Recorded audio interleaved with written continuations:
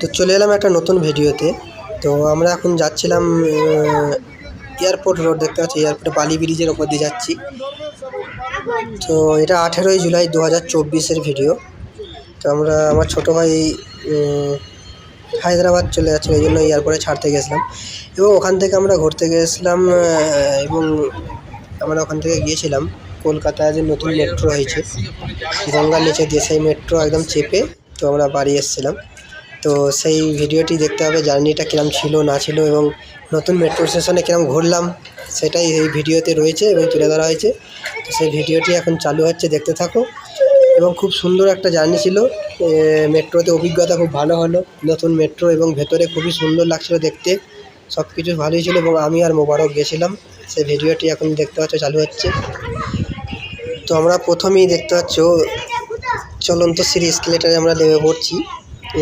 তারপরে নেমে টেমে গিয়ে সামনেই গিয়ে টিকিট কাউন্টার, তো আমরা টিকিট কাটলাম। তো হাওড়া, আমরা এক্সপ্ল্যানেড থেকে তো ধর্মতলার ওখান থেকে আমরা হাওড়া স্টেশন অবধি এসেছিলাম।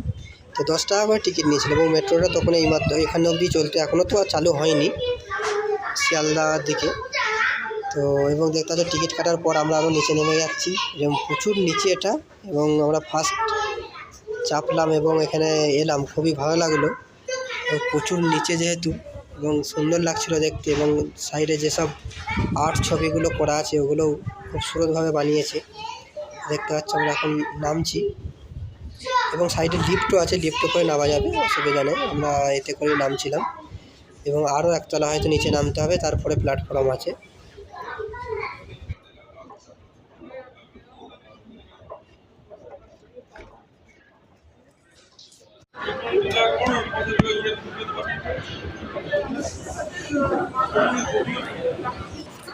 এখানে চলে আসবে। আমরা এখন দেখতে পাচ্ছি পুরো প্ল্যাটফর্মের মধ্যে চলে এসেছি। কমসে কম 3 বার নিচে নামতে হয়েছে ওপর থেকে, অনেকটাই নিচু করেছিল। দেখতে পাচ্ছি খুবই সুন্দর, পরিষ্কার পরিচ্ছন্ন এবং নতুন পুরোটাই। দেখতে পাচ্ছি মেট্রোর মধ্যে এসে গেছে, মেট্রো চেপে পড়েছি এবং অভিজ্ঞতা এই লাইনে প্রথম আমরা চাপলাম। পুরনো যে মেট্রো আছে আগে চেপেছি বহু বছর আগে, তবে এই নতুন মেট্রোতে চেপে খুবই ভালো লাগছিলো এবং আমি আর মোবারক এসেছিলাম। দেখতেই পাচ্ছ, একটু ফটো তুলে নিলাম যেহেতু নতুন গেছি। তো ভিডিওটি ছোট হলেও তো অভিজ্ঞতা মোটামুটি ভালোই লাগলো এবং নতুন একটা জায়গায় যেহেতু চাপলাম তো ভালো লাগলো। এবং গঙ্গার নিচে দিয়ে যাচ্ছিলো পুরোটাই ট্রেনটা এবং সেইটুকু অংশ ব্লু লাইট দিয়ে করে রেখেছে, তো সেটা অবশ্য খুবই সুন্দর লাগছিলো আরও। তো মোটামুটি 5-7 মিনিটের মধ্যে পুরো একদম ধর্মতলা থেকে হাওড়া অবধি পৌঁছে গেলাম।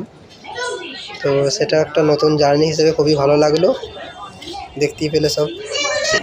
Between the train and the platform.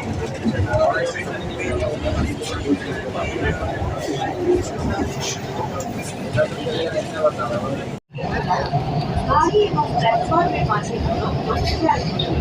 अगला स्टेशन दरवाजे कृपया गाड़ी और प्लेटफॉर्म के बीच की दूरी का ध्यान रखें। Next station is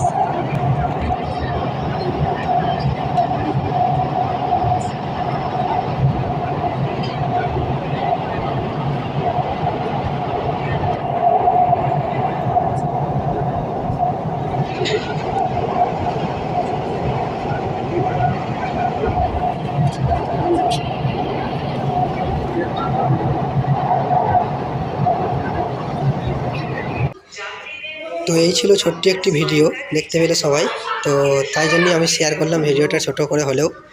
তো কেমন লাগলো না লাগলো সবই ওই জন্য ঘুরলাম যেহেতু ভালো।